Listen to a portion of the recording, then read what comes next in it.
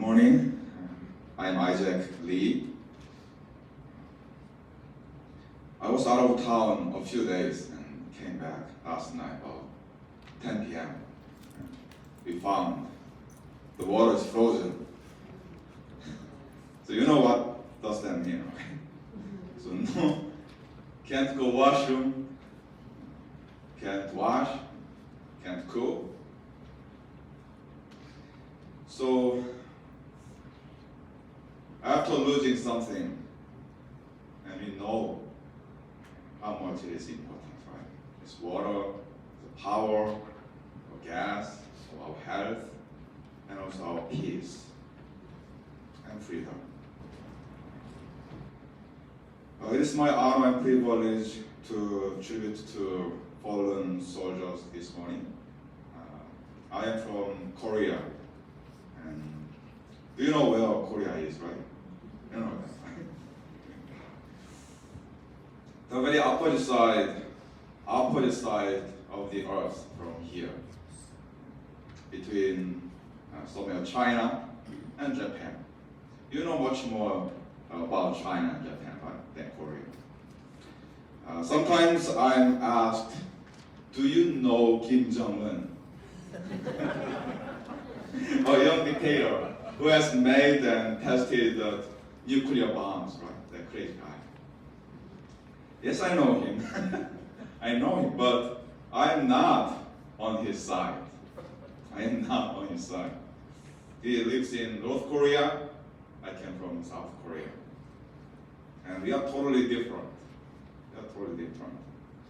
So South Korea is the country of Psy. Do you know Psy? Gangnam Style? Hey, Gangnam Style. Well, BTS, some younger generation know BTS. And Samsung, Galaxy phone, and Hyundai, and Kia. And I'm kind of a veteran. I'm kind of veteran because in Korea, military service is mandatory for all men. So I served in the Korean Navy, especially Special Force Team, for 28 months, not years. Those 2.5 years. That is mandatory. So I know what the military training is, how tough and how hard it is. But I do not know what the real battle is. I have never been in any real battles or wars. So I don't actually know how dangerous and how miserable it is. So we are here to remember our men and women, those who served and sacrificed for us, especially, as you know, in World War I, 600,000 Canadians they served, and World War II, 1.1 million Canadians served, and they fought for our peace, our freedom, our justice, and our safety. And during both of the wars, over 100,000 they lost their lives.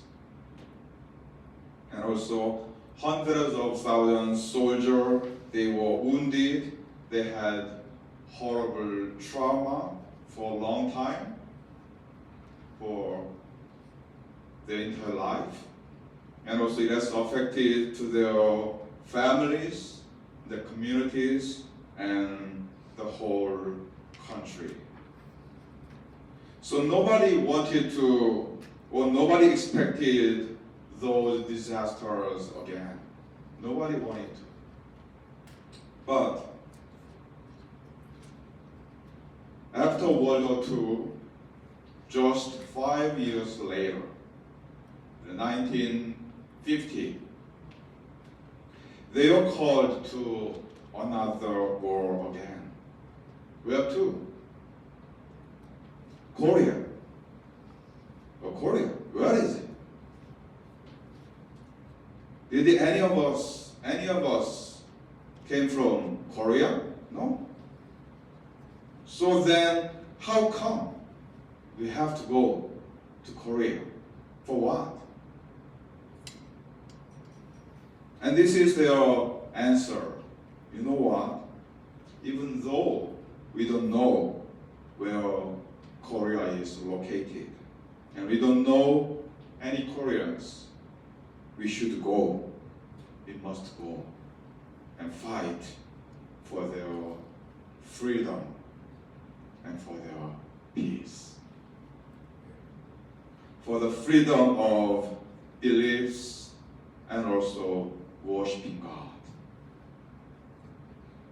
So I remember 27,000 Canadian soldiers came to the Korean War. The Canadian soldiers were really brave, and most of all, they contributed to the protection of the capital city, Seoul. And 516 of them lost their lives during the battles. So I really appreciate their sacrifice, and I will never forget all of their service. Because of them,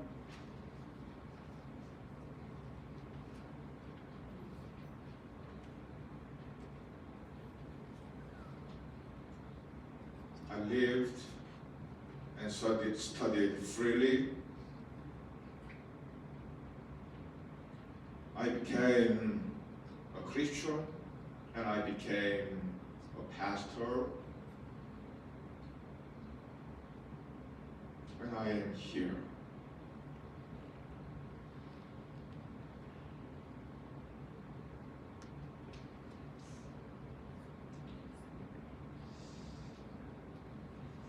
I heard the name Sid Long. He lived around here for a while, and he came to Korean War. I just heard from him that he fought in Gapyeong battles. That is the exact place to protect the capital city, Seoul. I know the place. I know where is the cenotaph, so sometime when I visit to Korea, I will visit Gapyeong, the cenotaph, and I will see the names fought for me.